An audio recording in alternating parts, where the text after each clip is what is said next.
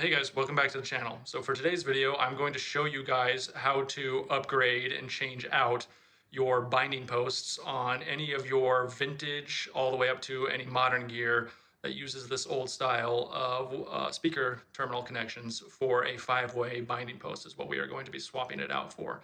So as you can tell, this is my vinyl setup, and this is my vintage 1970s Pioneer SX 780 stereo. And if you are familiar with these types of stereos and the amplifiers that accompanied this era, they use a very old style push pin connector, which I'm about to show you. So if you're familiar with these stereos and these pieces of audio gear or home theater gear from the 1960s all the way up until about the mid 2000s, they use this push style connection. And you just push it and basically a little door opens up, and that makes it pretty difficult to get a decently thick gauge speaker wire in. Right here I have just your generic 12 gauge speaker wire, and it's wound up so that it's nice and tight, and then just push it and then it goes in. And even then you can see that the copper, I'm not sure if that's focused or not, but you can see that it starts to bunch up and come unwound. And so I had that wound up pretty tightly, and then this is the result right here. So the other common connection these days is using, of course, banana plugs, but of course that won't fit either. Obviously not going in. So your only other choice aside from using a thinner gauge speaker wire was to get something like this. Now this specific connector is by Monster, and it does work pretty decently. You push this in, obviously, and it goes right in. And so that does make a pretty decent connection, but it is still kind of flimsy. Like if you had someone messing with or tugging on your wires, or if you had like a dog or a cat that, can get back behind your equipment, it does have the possibility of moving. And then of course, if you have this touch the other one, that would not be a good day for your gear. And not to mention, it's just look how much it wiggles, and I'm barely moving the thing. So it's not really a secure connection. These aren't really common. Yes, you can still get them, but they're not super common these days. For the majority of audio equipment these days, whether it be stereo or home theater gear, no one's really using this style of connector, and no one's definitely putting this style of connector, this push style. So this is just a really old style. And in today's video, I'm going to show you a step-by-step on me making a new plate that's going to go over this and screw in right here. So I'm going to take it apart, I'm going to open it up for you, I'm going to show you how to solder it and disconnect it, and then I'll show you what I use as the plate to mount onto here, and then of course I'll show you what I'm going to be using. I bought these on Amazon. They are a 5-way binding post. This was a 5-pack for $18.99 at the time, and I'll put it in the link into the description of where I bought these, but you can pretty much get these anywhere. There's multiple sellers on Amazon. You can get them on eBay. You can get them on Parts Express, lots of different places. This one just happened to be the best deal. So we got your positive and negative 5-way binding post right here, which accept bananas, spades. Of course, you unscrew it and you can stick in your 12 gauge wire right there. So this is what we're going to be replacing. So step by step on how to do this. So if you own a soldering gun or you want to go out and buy one, buy all the parts, it'll be a pretty simple how-to video on upgrade your vintage equipment or anything before they started putting these 5-way binding posts on amplifiers, preamp processors, or receivers. Okay, so after looking at the back of my particular stereo unit, the Pioneer SX 780, I've determined that I want my plate to be 3 3/4 long by 1 3/4 tall.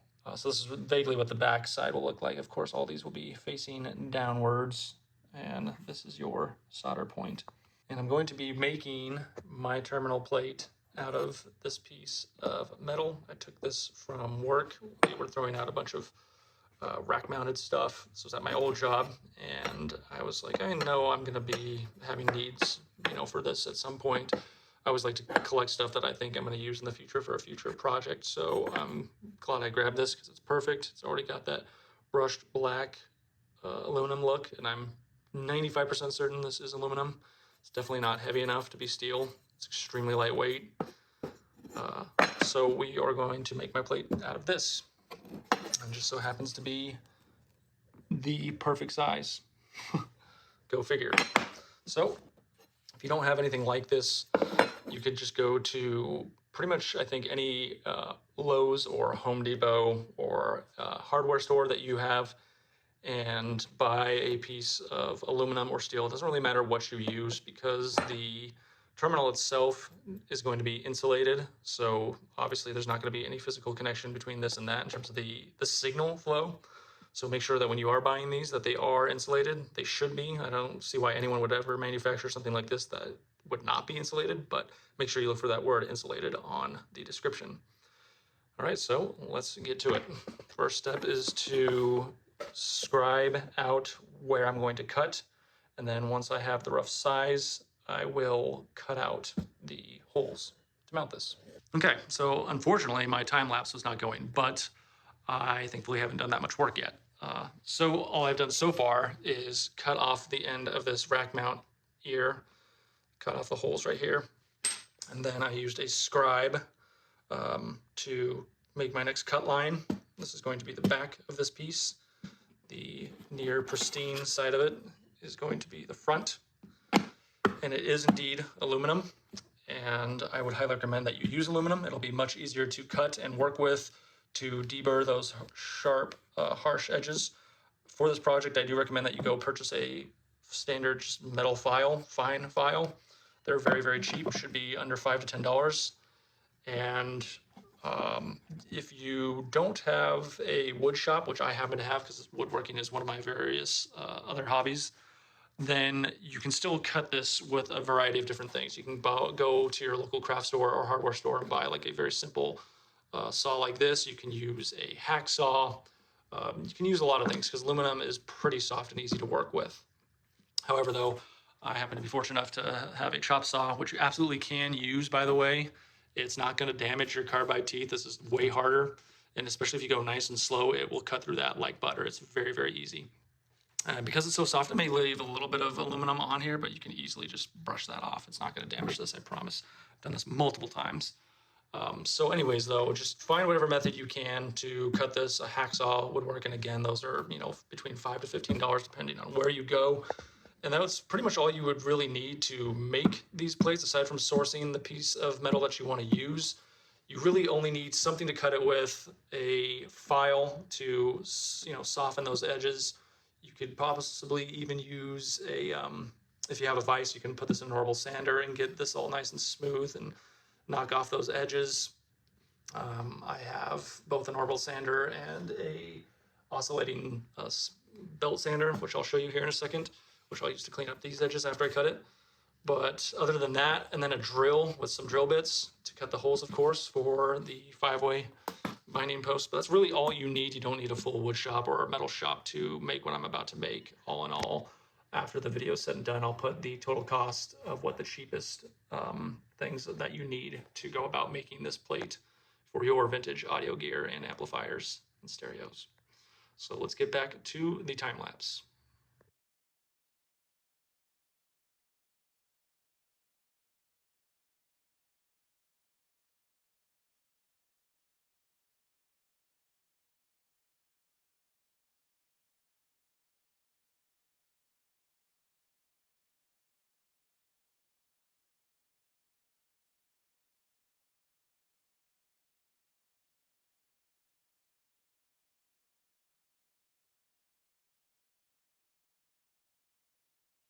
All right, so we got the basic shape and profile down. We got the cut points all filed down and smooth, looking good.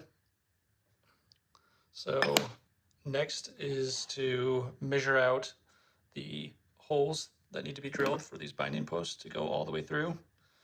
And they are secured with this little nut on the back.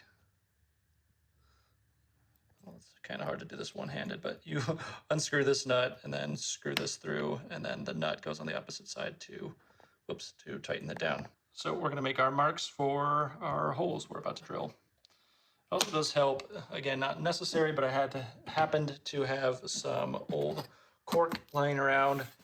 You can set this on it to work on it while you're making your cuts. or just doing any sanding. I own a vise, so again, not something that you need, but it is helpful. And if you want to clamp it in your vise and not get the clamp marks from the vise onto there, it helps to cut some cork and use it to secure it without damaging.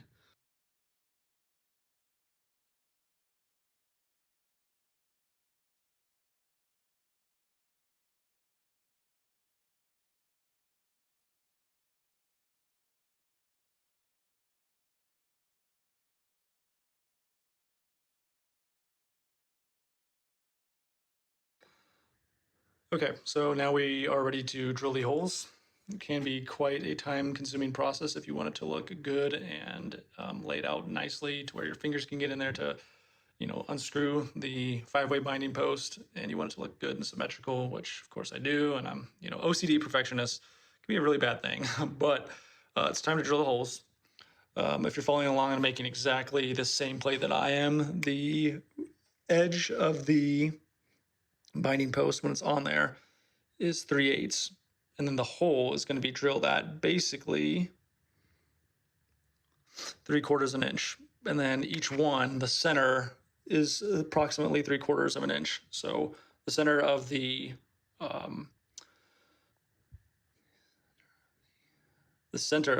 hole for the banana plug is also 3/4 of an inch apart, and then from there just under an inch, and then same thing from over here, it's 3/8, and then from the edge to the first hole is 3/4 of an inch, and then from there again 3/4 of an inch.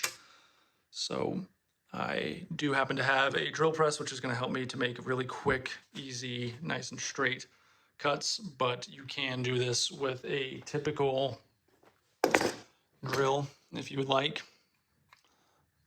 But I happen to have this drill press, so it'll be a little bit easier, especially with the vise. Again, if you don't have a drill press and a vise, I would recommend you go to the store and at least get some type of wood clamp or C-clamp to clamp this down to something as you are drilling the holes. You don't want to hold this in your hand and drill the holes, because if the drill bit on your hand drill gets caught in there, it can end up catching this and making it twist around in your arm. So definitely get either a vise like this, or something as simple as a wood C-clamp or F-clamp to hold that down. And again, those clamps are pretty cheap, and I will put a link in the description to do this the absolute cheapest way with the cheapest tools.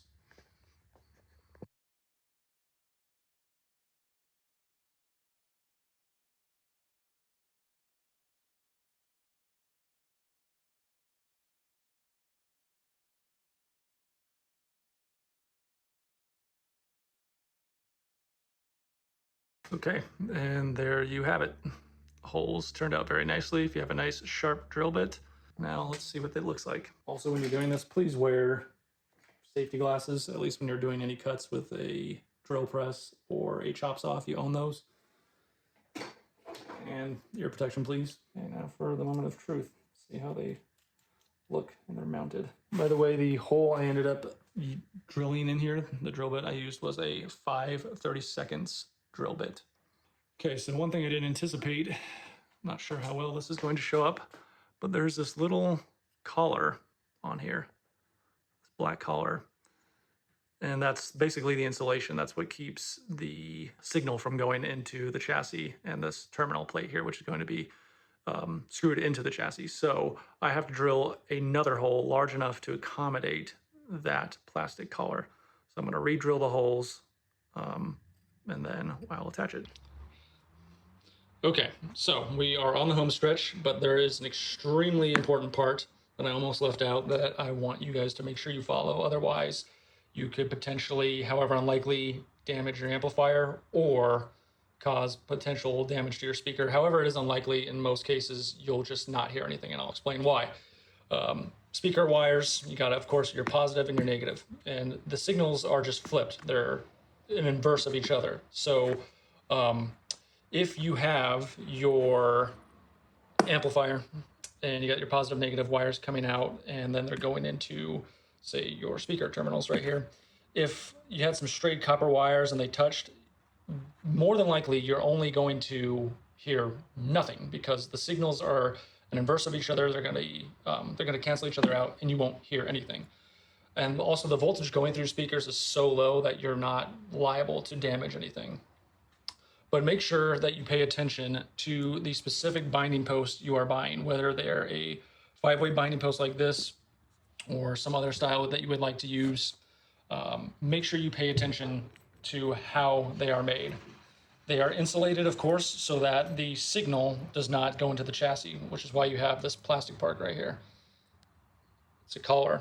One plastic sleeve goes into the other.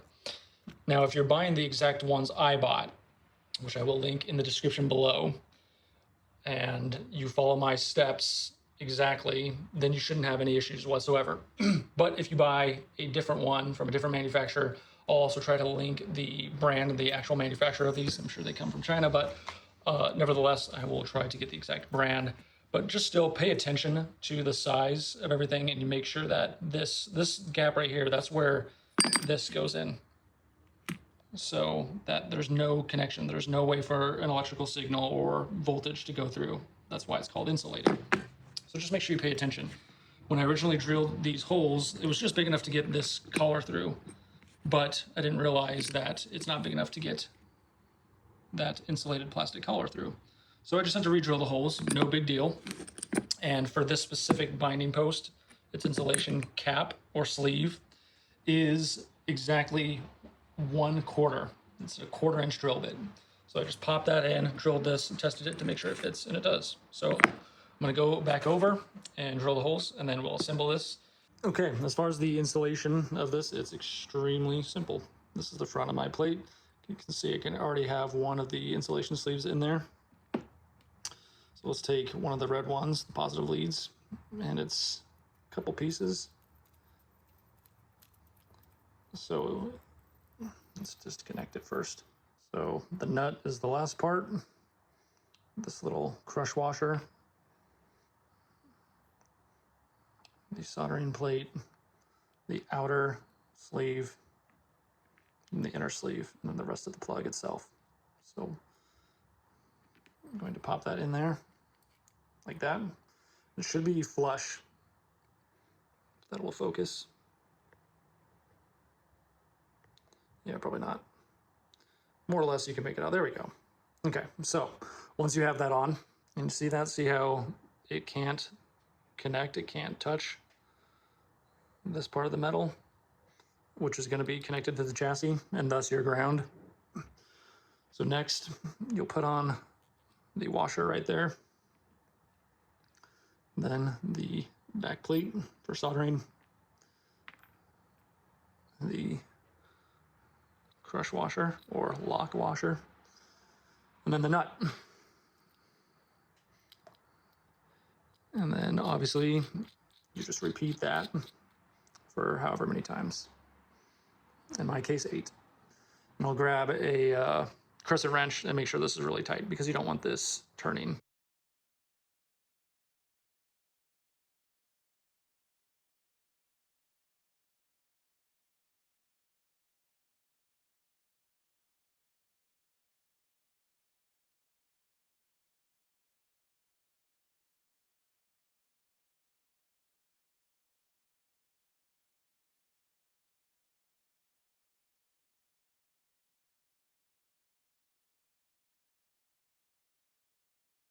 Okay, it is all done. You got 8 or 4 sets of 5-way binding posts, all secured, ready to go. This is what the back looks like. In the video, I used both a crescent wrench and pliers to tighten down these nuts and make sure they are nice and tight. And then I used the pliers to position these terminals or the point where we're going to solder. So the solder point's directly facing down. And then I used it to also bend it down just a little bit to give you better access to get the soldering iron in there. And you can bend these quite easily. Just make sure you don't bend them back and forth too much. Otherwise the metal will get weaker and it will snap off. But yeah, just bend them down a little bit, make it easier to get the soldering iron in there. Okay, so we're about to take these old speaker terminals off, disconnect them. Of course, this goes without saying, please make sure your power cable is disconnected. And there are certain parts of your amplifiers or processors, things like that, that can still hold a charge even after it's been unplugged, like your capacitors. So in this case, we're not going to be touching them. And even if we touch them like this, it's not going to do anything. It's the under part where they actually connect to the rest of the circuit boards in here. Of course, if you don't feel comfortable doing this type of thing, don't do it. I'm not responsible for you hurting yourself or damaging your components. I happen to know what I'm doing. I've been around this stuff for a long time, not only in the hi-fi realm in terms of what I'm interested in, home theater, but also my profession as an AV technician. I've been doing it for almost a decade now. I feel comfortable doing this, but if you don't do it. Don't damage your equipment, or maybe you can get someone else to do it. But now we are going to unscrew the speaker terminals so that we can put the new terminal back on and get a reference mark for the holes that we need to drill to put them on. And of course we have to solder or desolder the back connectors.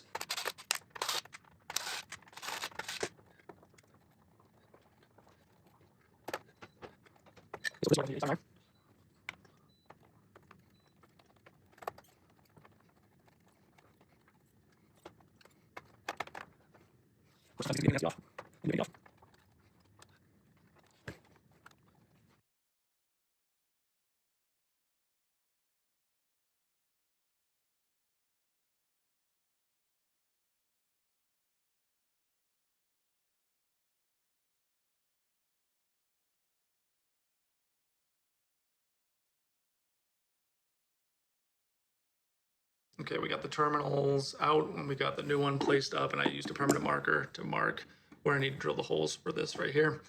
We do have to make some cuts right here in order to get this in, because if I don't, these terminals, the back parts will touch the chassis and then we'll have no signal, which will be very bad, but it's no big deal.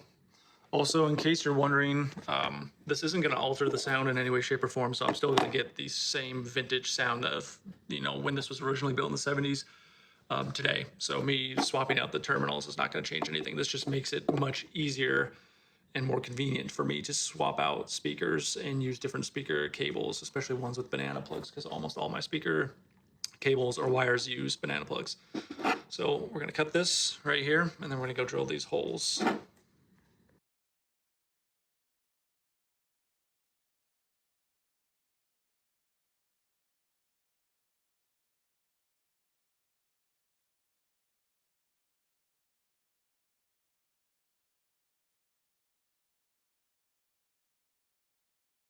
Okay guys, we're ready to screw the terminal plate in. One thing I did notice that I did off camera was I had it where it was red, black, but I noticed that on the Pioneer here on the older terminals, it had them red, black, red. So just again, if you're doing this at home, make sure you pay very, very close attention to that. Now, if I had wired that up and played everything, it just would have been, you know, reverse polarity, and the signals just would have canceled themselves out, and I just would have had to resolder it. But you know, double checking, you know, saves you a lot of time. So just be sure to do that when you are doing this. Okay, so I also drilled the holes for the screws because the old screws mounted directly into the plastic terminals on the old Pioneer right here. I had to drill some new ones. I also had to go to the hardware store and pick up some machine screws. What I ended up using was 8/32 half-inch machine screws, and then I got a nut to hold them on. So let's get these attached.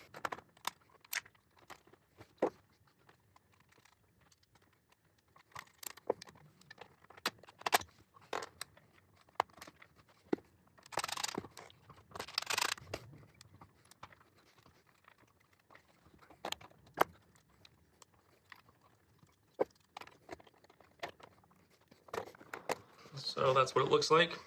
Turned out pretty good. There is a little bit of a gap right here, but you know, and the only reason I have that gap is because the piece I used was already part of an aluminum rack gear that I just sacrificed. So if you do this with a piece of aluminum that you get at a local hardware store, you can obviously make it big enough to cover that, but that doesn't bother me. It's not really going to be seen, but it looks really good. So now I have the 5-way binding post attached. Now all that's left to do is to solder them. Let's go ahead and do that and make sure, you know, so these are color coded to which terminal they go to. Just be sure to either take a picture of it or write it down as you are going along so you don't connect them in the wrong place.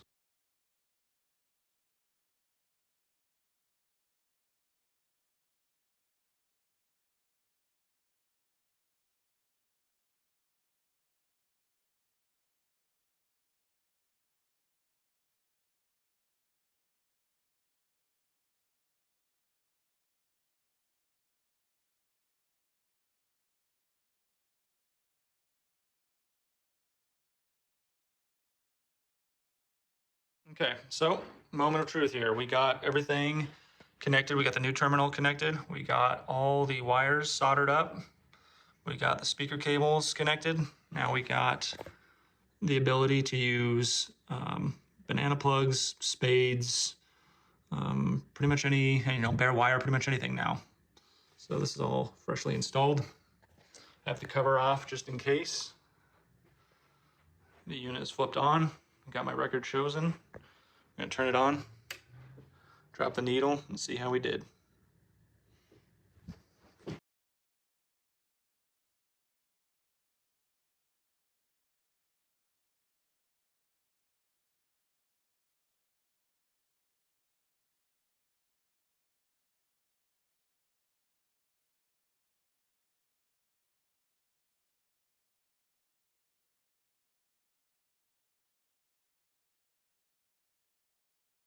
All right, as you can tell, it works. Both left and right speakers are working.